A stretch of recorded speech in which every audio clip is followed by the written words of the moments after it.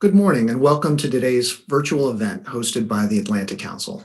I would especially like to welcome all of those who are watching this live on C-SPAN and listening to this live on C-SPAN radio. I'd like to begin by thanking the Scowcroft Center's Forward Defense Practice for collaborating with our Scowcroft Middle East Security Initiative to plan today's event, and our partner SAIC for their support. My name is William Wexler, and I direct the Atlantic Council's work on the Middle East.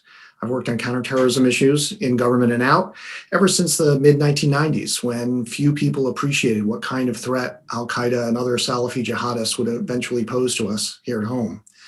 Today, however, I worry deeply that the U.S. is at risk of moving into a new phase of this problem set, in which the most important threats come from the domestic extremists who employ violence to fulfill their political objectives.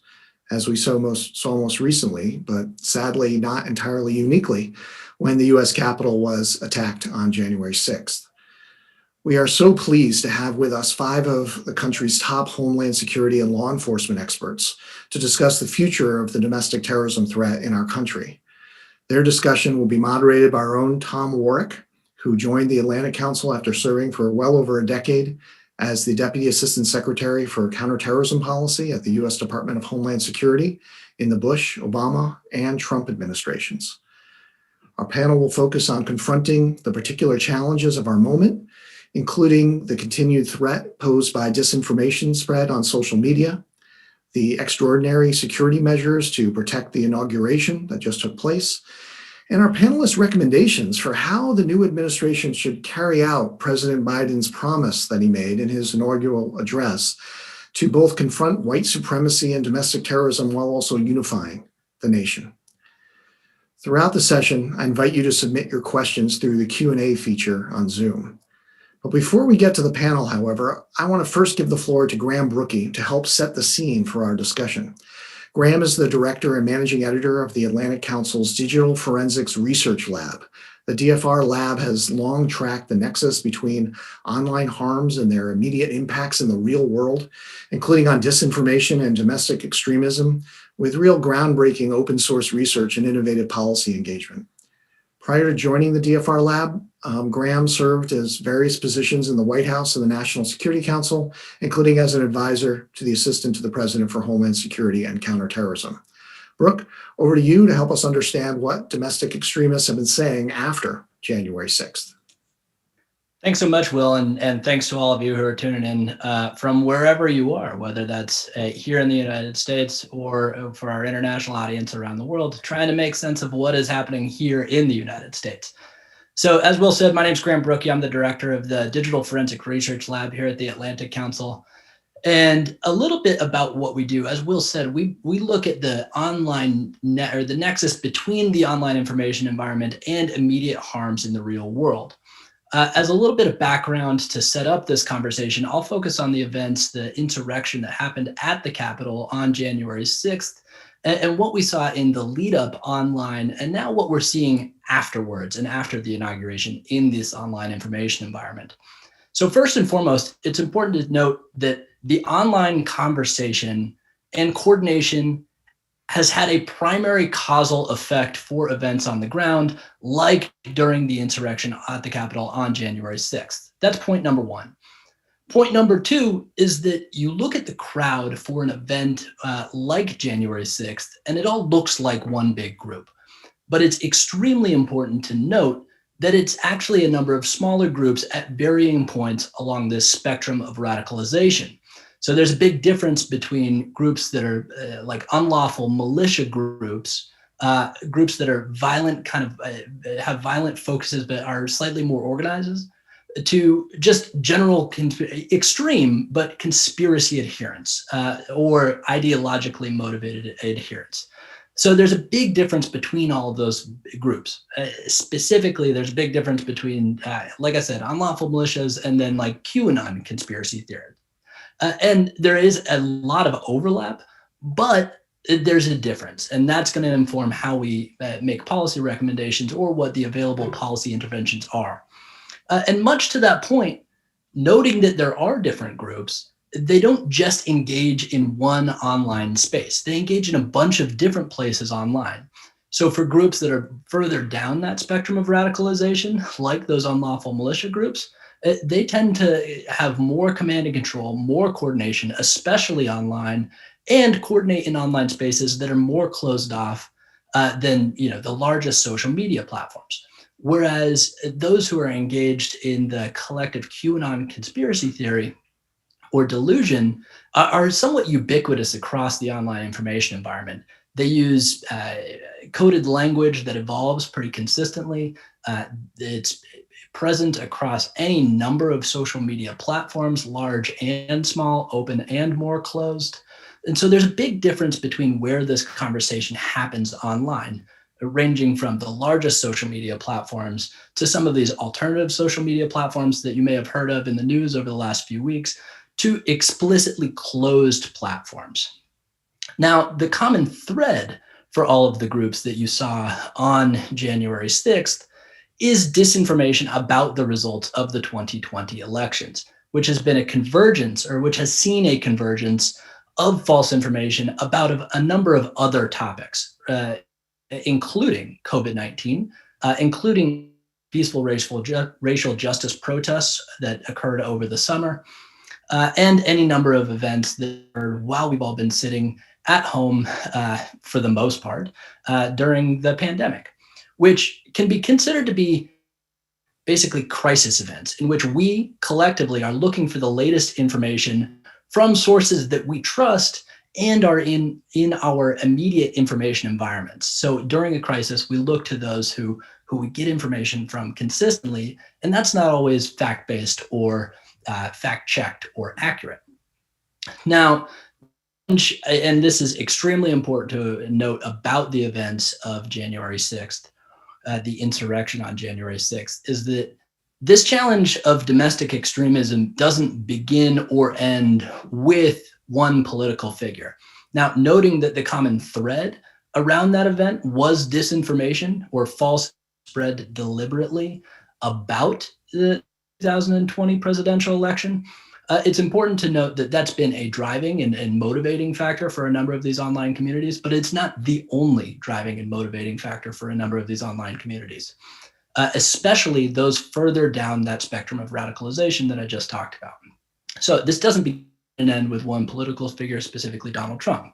We're looking at a challenge that has a long tail of radicalization, and this set of issues has a very, very significant and dangerous shelf life. The other component that I point out of the online information environment is what the kind of priority or the responsibility of social media platforms or those who have or are responsible for technology in the information environment is. And the point is that deplatforming works in general. This moment where a number of specific pieces of individual content or users or influencers with very large followings have either been moderated or removed from platforms or from places in that online information environment, that very much works. And so deplatforming over the last little bit has had a number of impacts that we're still monitoring, we're still trying to measure the effects of. The first is that deplatforming scatters the ability to coordinate during an extraordinary moment like the insurrection on January 6th. Since January 6th, as a lot of these movements or places online where people like QAnon conspiracy adherents or unlawful militias engage have been scattered, and they haven't consolidated back into specific places across the information environment. We expect that they will. It just has not happened yet at scale and with the ability to coordinate something at scale like January 6th. So that's point number one. Point number two is that deplatforming in general limits the ability for that type of content to reach much larger audiences. So that means it limits the ability for those spreading disinformation about the results of the 2020 elections or about the conspiracies engaged that led to the insurrection on January 6th. It limits the ability for those types of narratives to reach a much broader mainstream audience. And that's generally a good thing. That said, for those that are already engaged in those types of narratives, what deplatforming does is it typically makes their views harder and typically makes them more motivated, more engaged. And that's a very significant vulnerability that we're still grappling with as a policy community. And so it basically incentivizes those groups to build more redundancy, build more resilience against things like deplatforming, which there are a number of examples over the last year on any number of topics. And where are things at right now? In the National Capital Region, the primary threat remains lone wolf activity. And I assume that all of our esteemed colleagues will touch on that in the conversation. There's a significant National Guard presence that has been requested through March. And then beyond the National Capital Region, I would split up these groups into three broad categories, or threat prioritization in three broad categories. The first is in states that have had rampant disinformation about the results of the election, including states like Pennsylvania and states like Michigan. The second is states that have had significant presence of unlawful militia in perpetuity, not just this year, but for a long time before the events of this year. And those are states like Kentucky, states like Idaho. And then third, states with a significant amount of protest activity that has occurred over the last year. So states like Minnesota, states like Oregon. And that's where we're at right now. I'm very much looking forward to the conversation. I'll turn it over to my colleague, Tom Warwick, who will moderate the conversation. Thank you, Tom.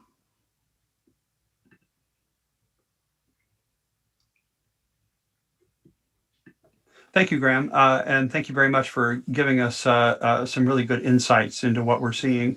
It's my privilege to be able to introduce four of the country's top counterterrorism and law enforcement experts who've held senior positions in the U.S. government across the entire range of the Washington Interagency.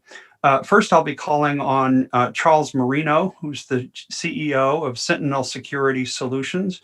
He was a former supervisory special agent at the U.S. Secret Service for many years. He was formerly the top law enforcement senior advisor to Secretary of Homeland Security Janet Napolitano.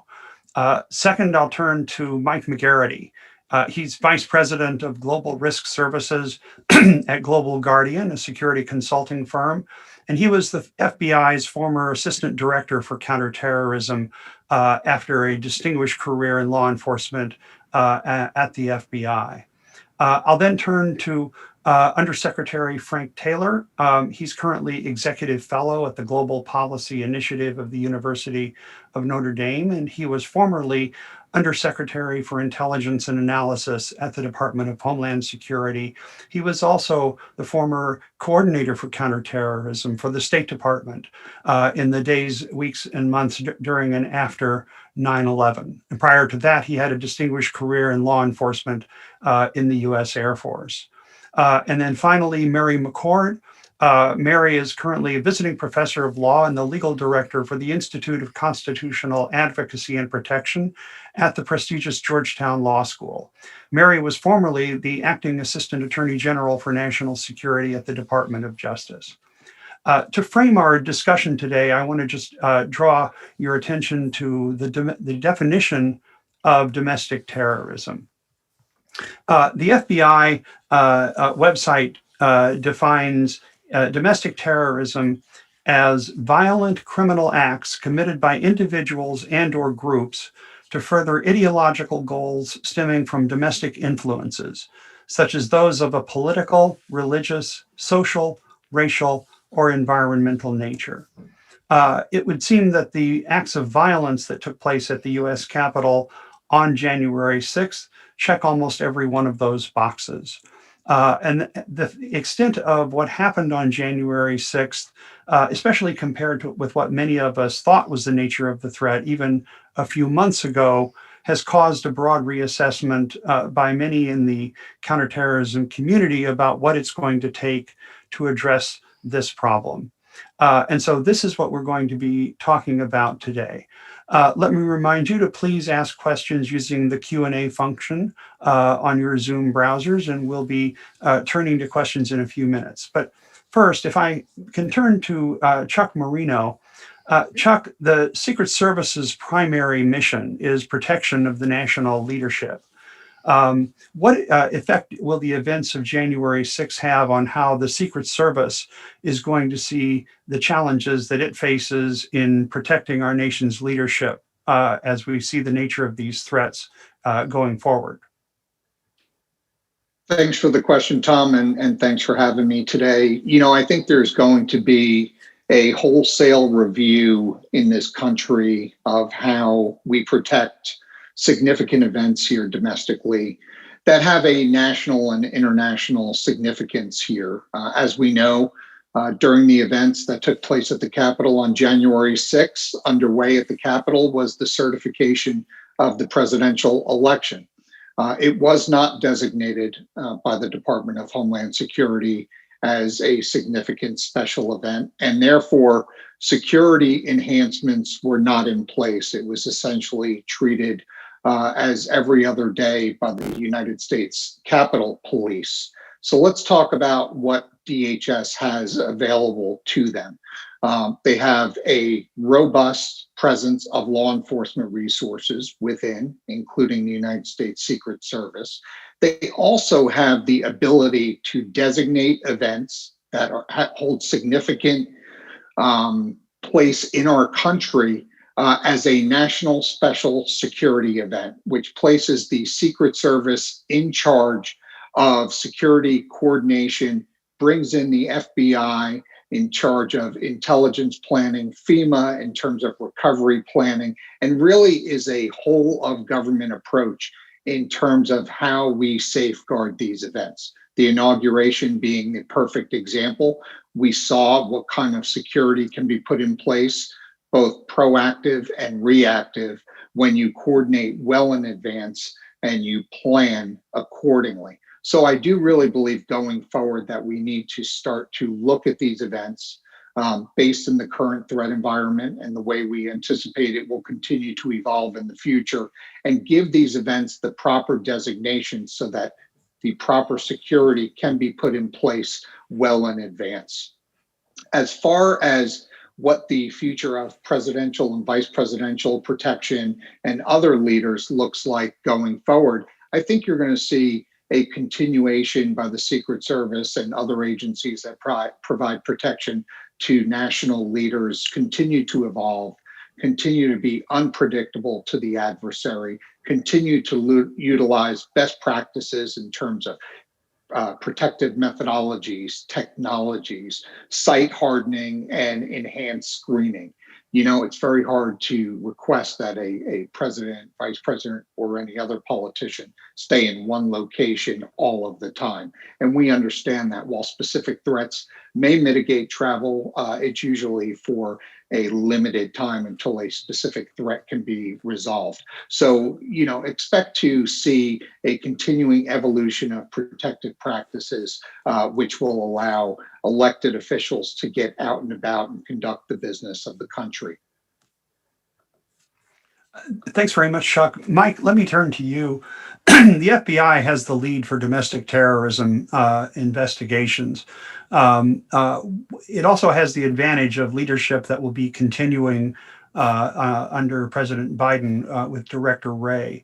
But what do you think the FBI will change or do differently as a result of what happened at the Capitol on January 6th?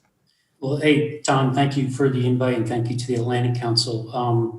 The way you started that question, it does remind me of Director Mueller was one of the few people who, right after 9/11, he was only there for a short period, but really was one of the longstanding national security principles, in the U.S. government. The FBI is the lead for investigations. It's also the lead for intelligence. I think people, if you look at what happened at the Capitol, we're both an intelligence and an investigation department.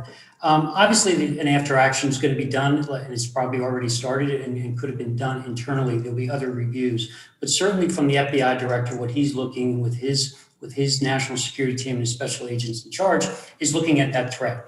The racially motivated violent extremist threat has been stated that it's the number one threat for the FBI for terrorism. The number one mission for the FBI is to prevent a terrorist attack in the U.S. or against U.S. interests. Within that counterterrorism threat, domestic terrorism, racially motivated violent extremism, the number one threat. That anti-government anarchist threat just below that. Now, I think what they'll do is they'll look at that threat, given the events of January 6th. They'll be going out and doing a domain awareness, every single field office to do a domain awareness, deep dive into their collection, their humans, looking at their sources, both their undercover operations, both in the physical and the virtual.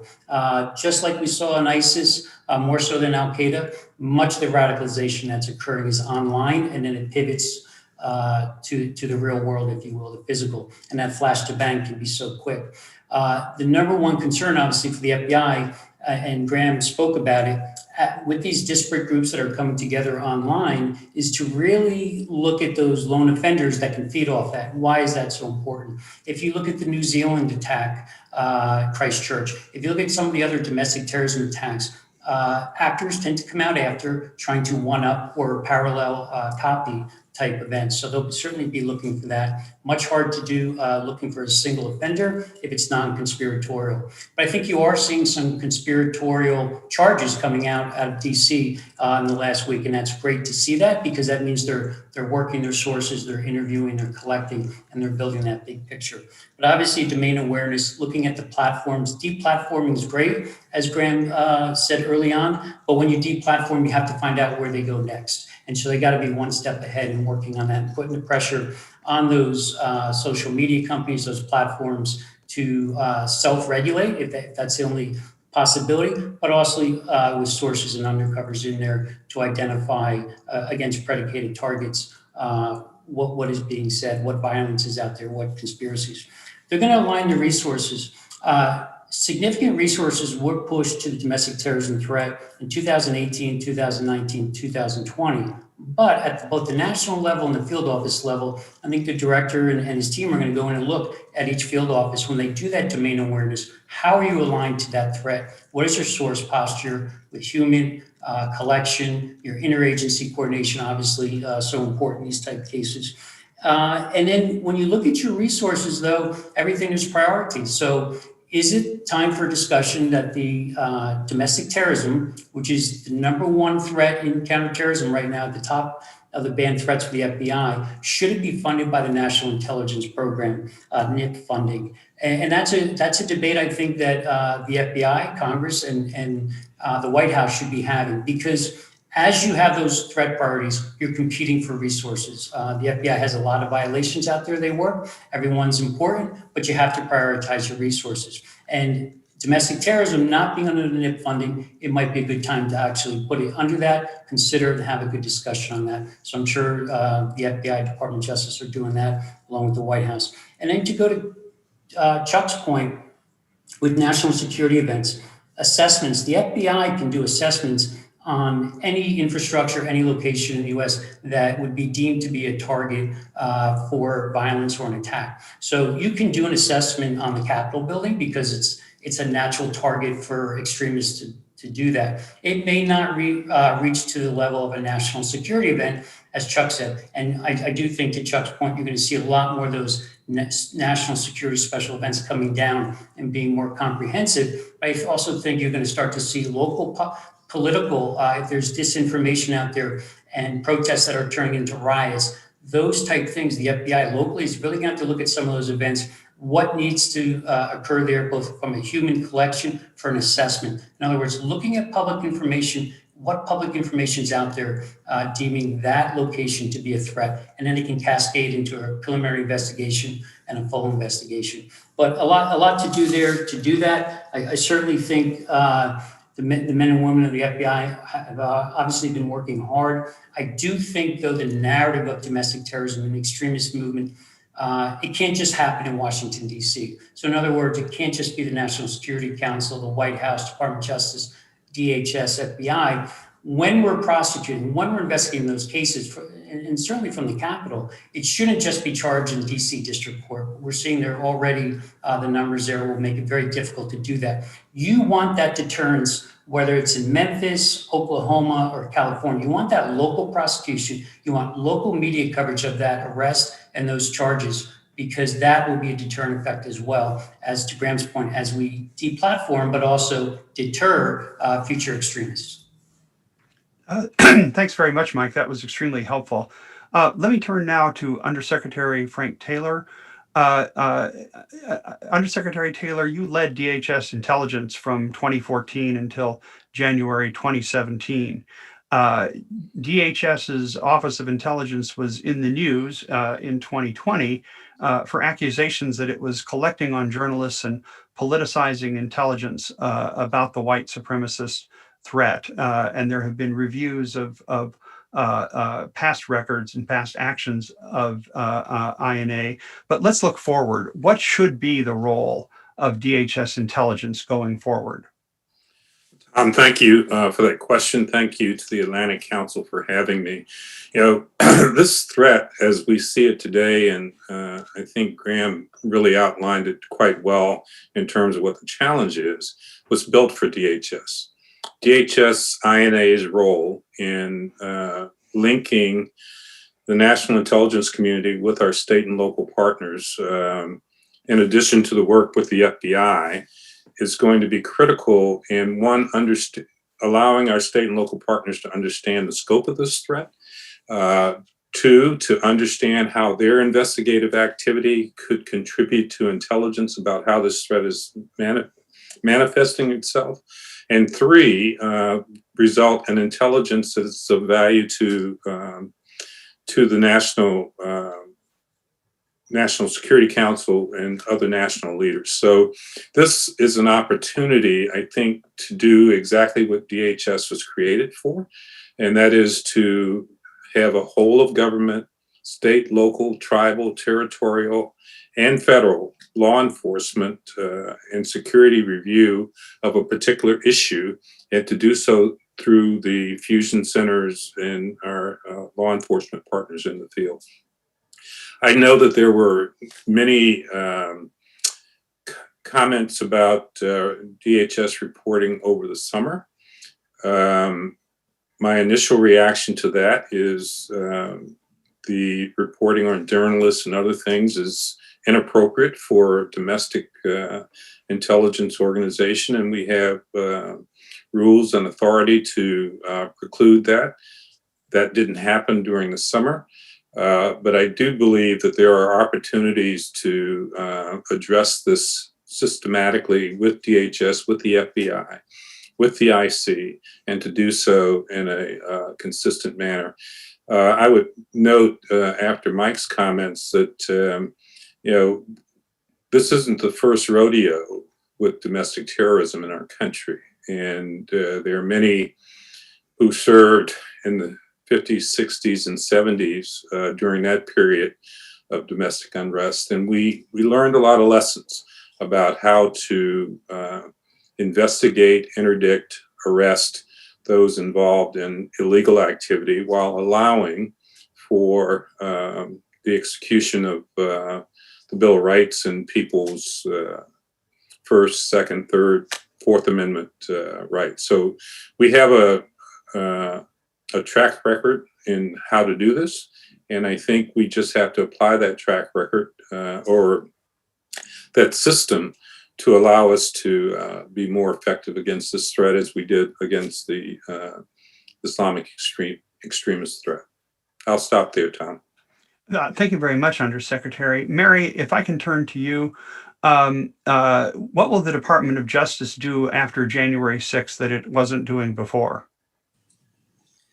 Well, I think for starters, you will see the leadership acknowledge the problem. That is something that, frankly, we just didn't see in the last 4 years out of the Department of Justice. We saw instead finger pointing at violence, domestic extremist violence in the US as finger pointing primarily to what was broadly labeled Antifa, sometimes called violent anarchists, but pretty much all pointing the finger toward the left. Now, to be clear, extremist violence is unlawful and a threat to our homeland security, no matter what ideology motivates it, whether it's Islamist extremism, far right-wing white supremacist extremism, straight up anarchist extremism, or far left extremism.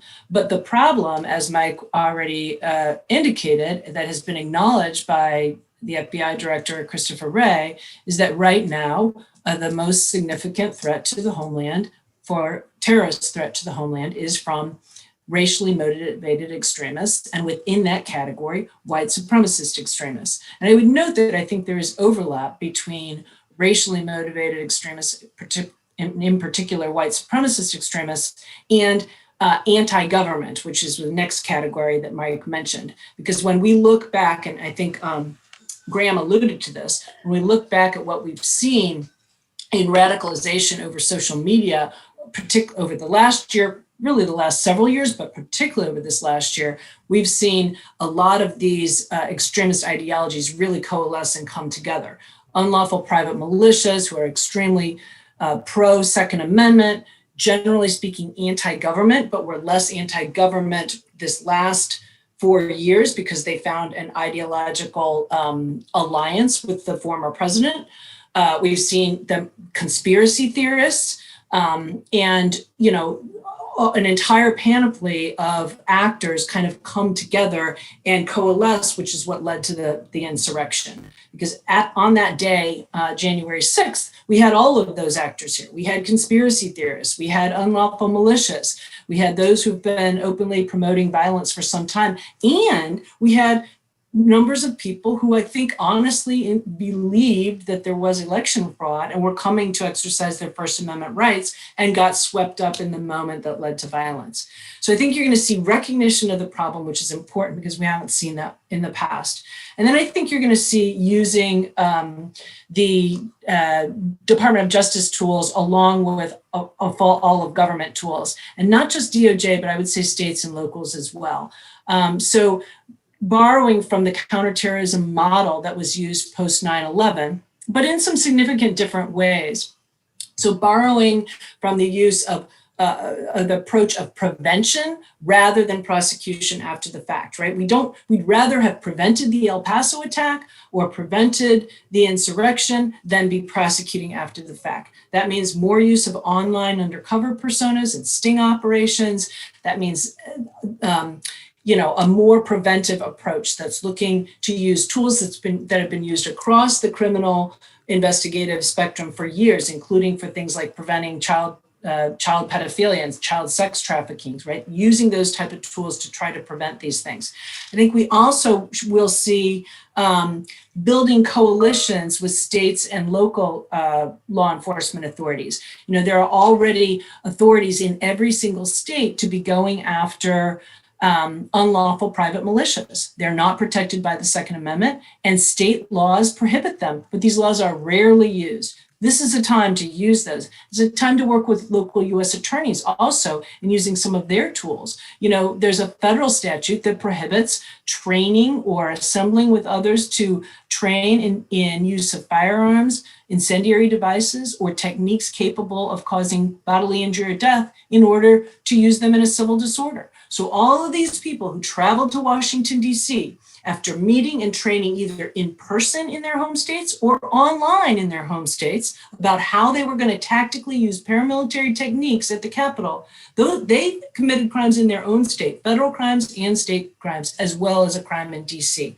So I think this idea of, particularly with respect to January 6th, using an all tools approach, but then beyond that, to be more proactive in preventing terrorist attacks, preventing intimidation or coercion based on ideology is something we're going to see a real focus on out of the Department of Justice.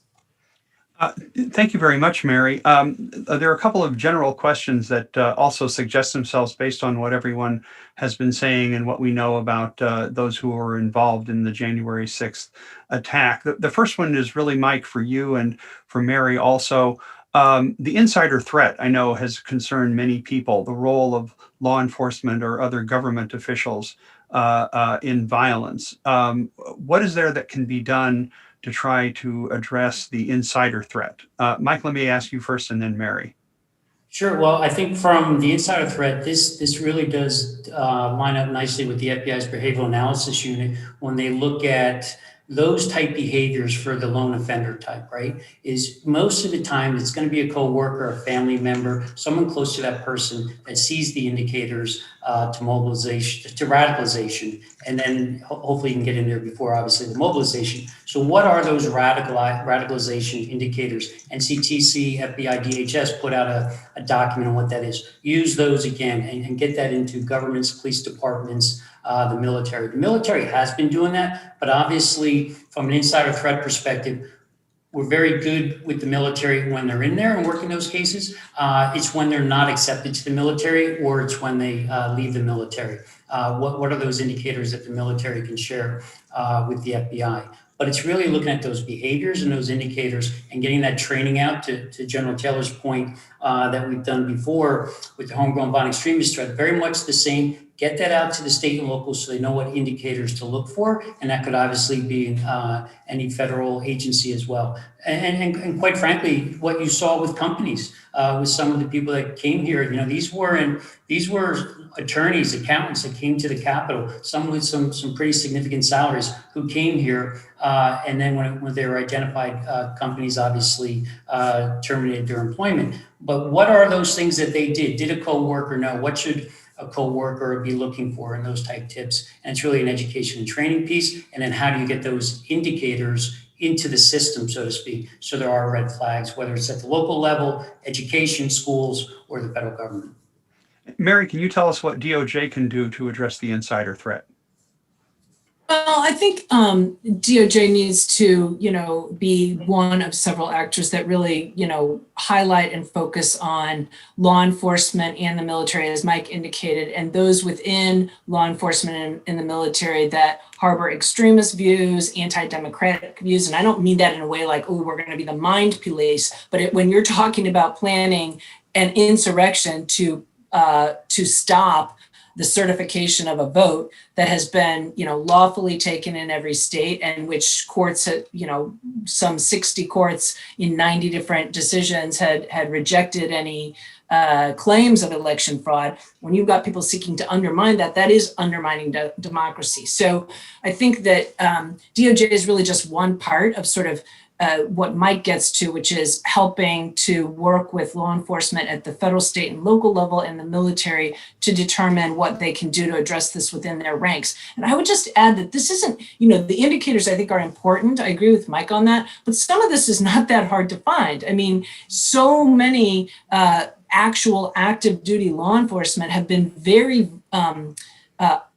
obvious and open in their own social media about their views, not only their, in some cases, white supremacist views, in cases where, they're entrusted with policing people of color, so that's an obvious problem, but also in their extremist views that we know now, and we knew even beforehand, were suggesting and leading to violence. So some of these things aren't that hard to find, even with deplatforming of groups like QAnon groups and unlawful militia groups. You still have individuals who are posting things, regularly that reflect their views. I mean, it's a touchy thing because we respect First Amendment rights in this country, and we, that's what makes us different from so many other countries. But when you get to the point of advocating violence or imminent lawless activity or making threats, or conspiring to commit sedition, these are not First Amendment protected. And so there's not a problem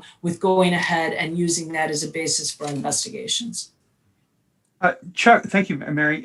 Chuck, let me ask a question to you to follow up on what Mike said.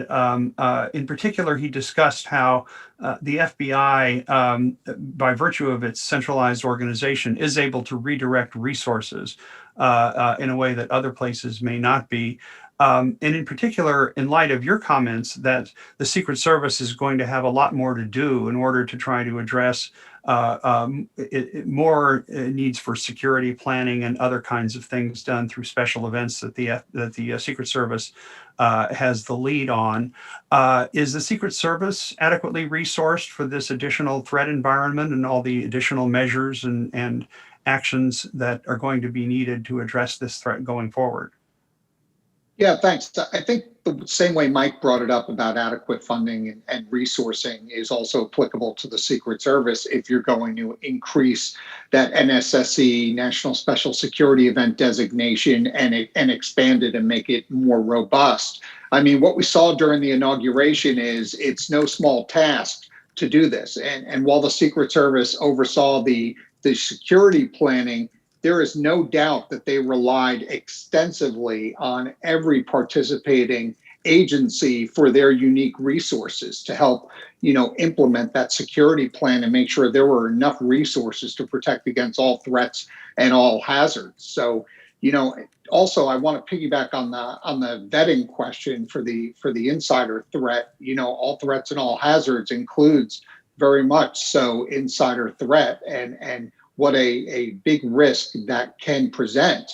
So the Secret Service does work within its own intelligence agency as well as with the FBI and others to make sure that they are vetting not only those that are providing support from a security standpoint, but also those that may be entering a controlled venue. So I think you're going to see an extension of vetting as it relates to not only the general public, but also, unfortunately, what we're seeing within law enforcement and the military.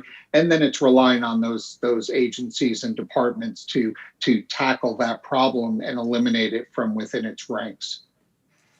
Thanks, Chuck. And then, General Taylor, let me ask you, you mentioned the role of state and local law enforcement in addressing the domestic terrorism threat. I'd like to ask you, if you could, to elaborate on this and discuss in particular the role that state and local law enforcement is going to need to face as we go forward with this challenge. We've obviously spoken a lot about the federal role, but as you rightly point out, there's an enormously important role that state and local law enforcement has to play. Can you give us a little more insight into what that's going to look like going forward? Absolutely, Tom. And the one big lesson from 9/11 was not only connecting the dots, but making sure everyone understood what those dots were and how to recognize them and how to report on them. And in most cases, that is state and local law enforcement. State and local law enforcement will be the first to connect with people who are engaged in this type of behavior. They've arrested some of these folks. They have their own intelligence organizations, criminal intelligence organizations. So they understand these folks probably better than most because they live with them every day. They see the consequences of what they do. So their insights into kind of what's happening on the ground, what people are saying and doing can help our federal officials to better understand the nature of the threat in communities across this country. We have 18,000 police agencies, 800,000 cops on the street, and they are a valuable resource in understanding and attacking this phenomenon. Thank you very much. Let me now turn to the question and answer part of our discussion. Please put any questions you have into the Q&A window, and we'll be going through as many as we have time to in the remaining 16 minutes of our session. There have been some very good questions. Frankly, you all have asked some questions that I'm also interested in knowing the answers to, and you've asked them very, very well. The first question for each of our panelists, if we could get a relatively brief answer from each of you, I think it'll be interesting to our audience. Megan Moore asks, what is the likelihood or desirability of a domestic terrorism statute? There's a definition of domestic terrorism both in the US law and that the FBI uses, but it's not associated with specific criminal penalties. Do you favor a domestic terrorism statute? And if so, what sort of caveats can you put into it? Let me start with Undersecretary Taylor, and we'll go backward from there. You would go with me first, right? So, yes. Look, I think we have sufficient, Mary referred to it, we have sufficient laws on the books to handle domestic terrorism, in my view.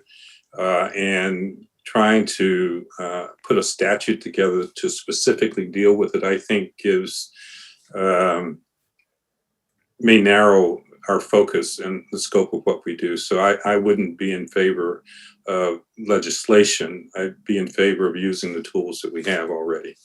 Mary?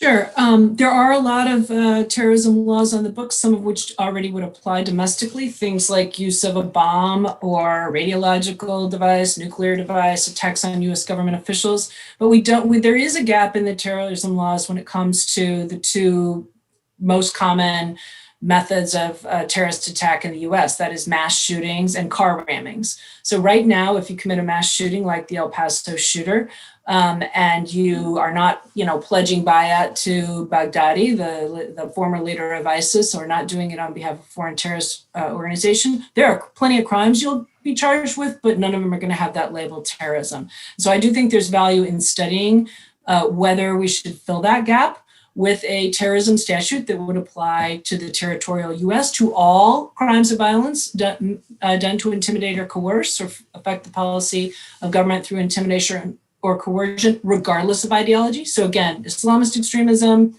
far right-wing extremism, left-wing extremism, if it's a crime of violence to intimidate or coerce, it would be terrorism in the territorial US. But with that would need to come, these are the caveats, serious oversight and transparency. So reporting on the number of investigations opened up by category to make sure that the FBI and other law enforcement are opening up investigations into the threat that is into the threats that we know from the data are the most prevalent threats. And there's no reason they're not. I would never want the FBI to tell us about individual investigations, but by category that could be done because they already do categorize things. So I think that there are ways to ensure that resources are not abused. That's a big concern of the civil rights and civil liberties community with good reason, but I think that's a manageable thing and at least something that should be studied. Mike, what are your thoughts? So yes, I do think a domestic terrorism statute, as to Mary's point, but I agree with Mary, it should not necessarily be called a domestic terrorism statute. If you look at the threat that we've seen from the domestic terrorists, it's the same as the homegrown bomb extremists. These people are becoming radicalized, some kind of ideology, and they're acting. What is difficult for the FBI from a resource perspective and the laws in place is it's not a crime to hate in America. Unfortunately, it's also not a crime necessarily to have a loaded weapon with you. So when you have someone who hates and who has talked about violence generally out there, and they are a predicated subject, you're going to be following them 24/7. So you need some type of charge to disrupt that from both the homegrown violent extremist threat that we've been talking about since 2014 and the domestic terrorism threat. So I agree with Mary, it's for both. And then when you look at that, I think there's that type statute would be great. It's a great tool to do that. As Mary said, there are other statutes out there with IEDs, weapons, but I can tell you from, I was the longest standing assistant director for counterterrorism in the FBI since 9/11, and those domestic terrorism subjects that had visceral hate and access to a weapon were our most difficult cases to mitigate that threat, because we're looking for those state charges, we're looking for those federal charges, and they're just not there. What I would recommend in addition to the statute is that the Department of Justice also look to treat domestic terrorism very similar to the way they treated international terrorism. So what I mean by that is you have your hate crimes, and there's a lot of overlap with domestic terrorism for sure, but when you look at the U.S. Attorney's Office manual, when we're training those assistant U.S. attorneys, it should be the same for domestic terrorism and international terrorism as far as notification, coordination, training, and even approvals. And I'm not trying to create a bureaucratic model here, but it should be elevated within the Department of Justice as well to do that with those resources. Chuck, what's your thought on this question? Yeah, from a protection standpoint, I'm interested in what the law would be and what it's called from a deterrence and an accountability standpoint, right? And keeping in mind that some people may not be deterred, but when they're stopped, what are they charged with? How are they, being accounted for? And what are the repercussions in terms of what comes with that in terms of a sentence? So, our challenge is, if you look at what's going on at the Capitol with approximately 800 people ending up inside the building, is the local DC unlawful entry law going to deter this from possibly happening again? And my answer would be no, it's not. So, to Frank's point, it's you got to utilize the existing tools the right way. But at the same time, if you use those tools, are they actually going to give it the significance in terms of the statute that they may be charged with? So I'm really interested in some variation of a domestic terrorism statute, what it's eventually called, and would result from what a study recommends. But I do think that there needs to be something more in existence within our laws that's going to call this right, identify the problem the right way, and I think it's going to help us on the road to solving it and holding people accountable that decide to go down that path. Thanks very much, Chuck. Let me start with Mike on the next question that was asked by another member of our audience, and that concerns the international dimension to this. We obviously call this domestic terrorism. That's a legacy of how terminology developed on counterterrorism here in the United States. But it obviously has an international dimension. Mike, let me start with you. What is it going to take in order to work closely and effectively with other countries, especially our partners in Europe, who are facing similar challenges to people within their military or law enforcement agencies having views that lead to violence in domestic situations? What can be done to try to bring together the international dimension of countries that are under similar threats from these kinds of violent ideologies? Sure. So, I mean, it is a hard thing to talk about because the words matter in the definitions. But from the statute 18 U.S.C. 2331, the definition of domestic terrorism, that's why we call it that. But it is international in scope. It is a global threat. If you look at the UK, Neil Basu, the Assistant Commissioner for Counterterrorism in the Met, did say that right-wing extremism is his top threat. That was back in, I believe, September, October timeframe. So it's there. From your Five Eye perspective, so your European partners, your UK, Canada, Australia, the US, we are certainly looking at it. They've been talking about this threat for the last 3 years in their meetings when they meet, and it's at the top of the agenda. So it's certainly talked about there. If you go back to my point before, a lot of these domestic terrorism threats, there's copycats or they build off the prior threat. And a lot of it goes back to, even on the white supremacy ideology, goes back to that Euro ethnicity. So obviously the FBI working with our partners over in Europe through LEGATs, through the embassies, with the ambassadors, that dialogue has been going. But what you're seeing now over the last couple of years, which we didn't see as much before, is our actors here in the US, our domestic terrorism subjects, traveling overseas for training, traveling overseas for meetings. So it's the subjects that are moving just as much as the threats that are moving, obviously, at the speed of the internet. Mary, what's your thought on this? Yeah, I agree with what Mike has said. And I would just also say there's some other things that I think should be considered by the new administration.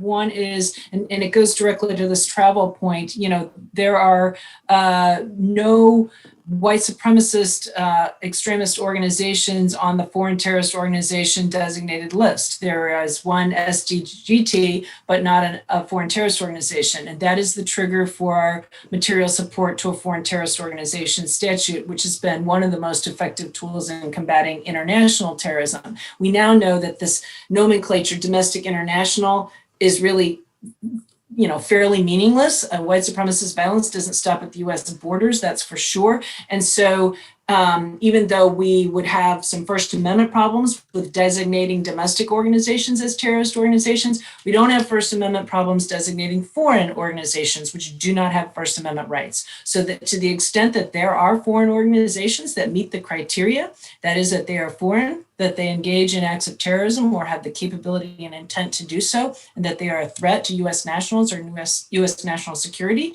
the State Department ought to be considering designating those groups, which creates a poison pill for anyone who seeks to travel, to train with them, to learn from them, to support them in any way.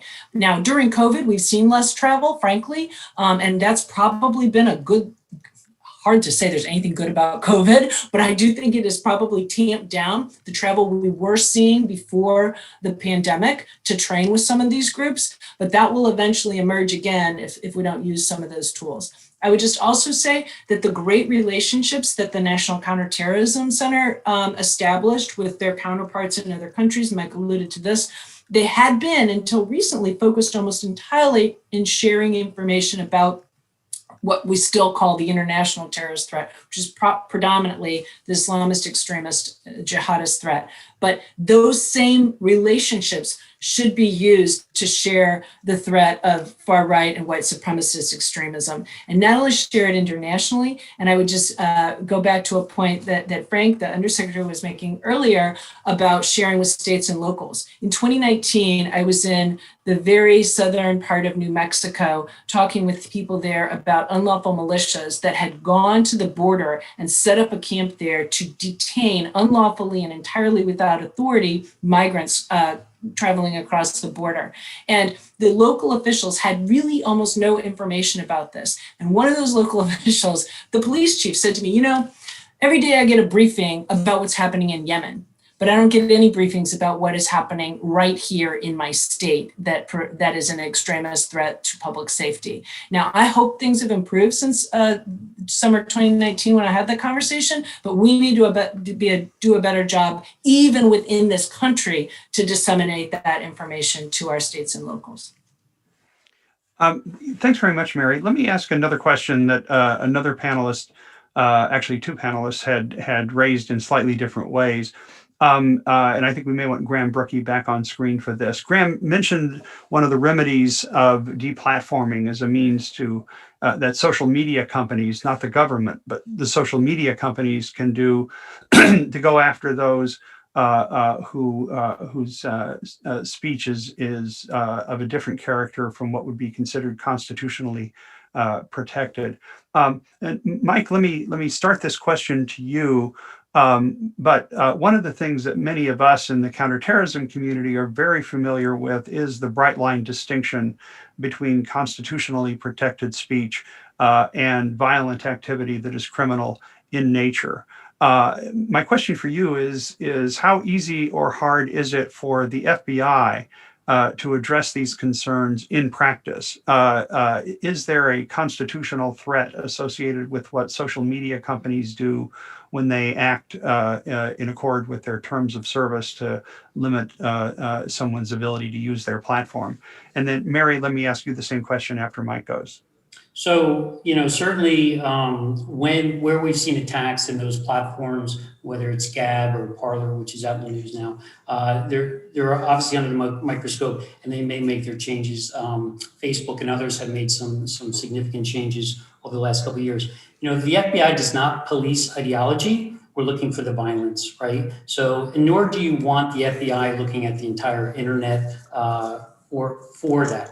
What we look for is violence, but you need the ideology and the violence to, for the domestic terrorism. So obviously pressure on those social media companies, and it's not just the FBI. I would say it's an interagency focus that needs to be done with Congress to do that. And there's been starts and stops with that certainly over the last 10 years. So I would say that should continue. It is very hard to trained to domestic terrorism, as we've seen experts prior to DOJ. Mary can speak to it. You have to obviously talk about the First Amendment, Second Amendment, those type of things, and you're training for it and what to look out for so you don't overstep. The FBI's mission is to protect the American people. The second part of that is to uphold the Constitution. So obviously, you want to do that, and everything we do is with the trust of the American people. So, and you don't want to violate that trust. Mary, over to you on the same question, and then General Taylor. Sure. Well, first of all, the social media companies are private companies. They can take down any content they want. They are not bound by the First Amendment. The First Amendment only binds the government. So they like to adhere to First Amendment principles because principles of free speech are so important to their customers and to Americans also. Which also are their customers, but they can take down anything they want. And so when they use sometimes First Amendment, I think, as a shield to protect them against claims that they should be taking down content that they've been reluctant to take down. And so people need to understand they're not bound by that. To Mike's discussion about the limits on the FBI, he's of course absolutely correct. That's where he spent most of his career, and he's right about the First Amendment there. The FBI, by its own internal guidelines, can't launch any investigation based solely on First Amendment protected rights. But it doesn't take long to be looking at social media and various online platforms to see that oftentimes many individuals and groups, including some who we now know were part of the attack on the Capitol, bring up violence on a pretty regular basis. And so, as Mike said, once they start talking about violence or frankly, even imminent lawless activity, you've got some predication to do an investigation. Again, they shouldn't be in the business of policing everyone's ideology, but that line, and we know it because we've seen it in other radicalization processes, that line between ideology, moving to extremist ideology, radicalizing to using violence. Not everyone's going to go on that path, but some are. And finding that spot where it's time to intercede, that's tricky, but the First Amendment there shouldn't be the barrier. Let me call on Graham and then General Taylor for the closing word on this important question. Graham, to you.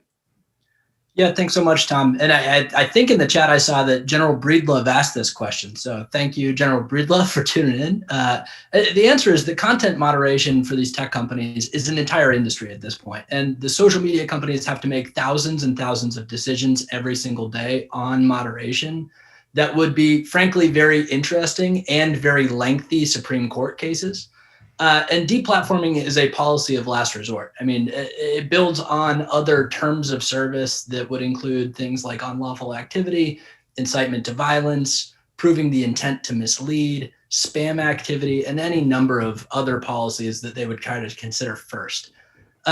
There needs to be more transparency and accountability on what types of content can and should be moderated. I think that there's a huge degree of consensus on that. There's an astonishing degree of bipartisan consensus on that view, which frankly, in a normal moment in Washington would be enough to get something done on this set of issues. But as we all know, this is not a normal moment in Washington. And the last point is that the scale and scope of online harms today goes well beyond the policy that the United States government has allocated to it. General Taylor, let me just ask you, because you've had extensive roles both in law enforcement and in the policy realm, in terms of the ability of law enforcement and counterterrorism agencies to respect this constitutional line. Is this something that Americans should be concerned about, or is this something that, as others have said, there's a good deal of training and experience in how to make these judgments and distinguish between what's a constitutionally protected speech and what is an act of violence that requires a law enforcement response? Thank you for that question. As I heard our co-panelists talking, all of us have lived through a career where protecting the First Amendment has been part and parcel of what we did every day. So I recall the Church Commission in 1974 recommended certain standards be applied. Those standards have evolved over time across all of federal law enforcement. And I think it's second nature in federal law enforcement to be concerned with First Amendment, Second Amendment rights, and to ensure that our actions are not taken solely based on a person saying something, that it's the actual action or call to action going forward. So I think that's part of who we are. It's how we train. It's kind of in our DNA and in our culture. So I think the American people can have some confidence, significant confidence, that the people looking at these issues will do so in a way that's consistent with our Constitution and the Bill of Rights. Thank you so much for wrapping that up, General Taylor. Let me now, if I may, call on Clementine Starling, the Atlantic Council Senior Vice President and Director for the Scowcroft Center for Strategy and Security. So Clementine, over to you. Thank you, Tom, for moderating this important event and for convening such an interesting panel. Graham, General Taylor, Mary, Chuck, and Mike, it was a pleasure to have you with us today. I know I learned a lot from the discussion, and I hope our audience did too. As Tom said, my name is Clementine Starling, and I'm the Deputy Director of For Defense, the practice area of the Scowcroft Center that has overseen the Future of DHS project since it was established last year. We've heard a range of insights today about the scope of violent extremism, and the ways in which government agencies, external organizations, and the general public must work in concert to manage this threat moving forward. January 6th wasn't 9/11, but it should serve as a wake-up call for all of us to help preclude such a disaster in the near future. I wanted to take a moment to touch on how the Atlantic Council is taking this conversation forward. Our Future of DHS project has set out to reimagine the mission of DHS to counter non-military threats to the homeland. Our September report called for DHS, the DOJ, and the FBI to focus more attention and resources on domestic violence by white supremacists, anti-government extremists, and other homegrown threats.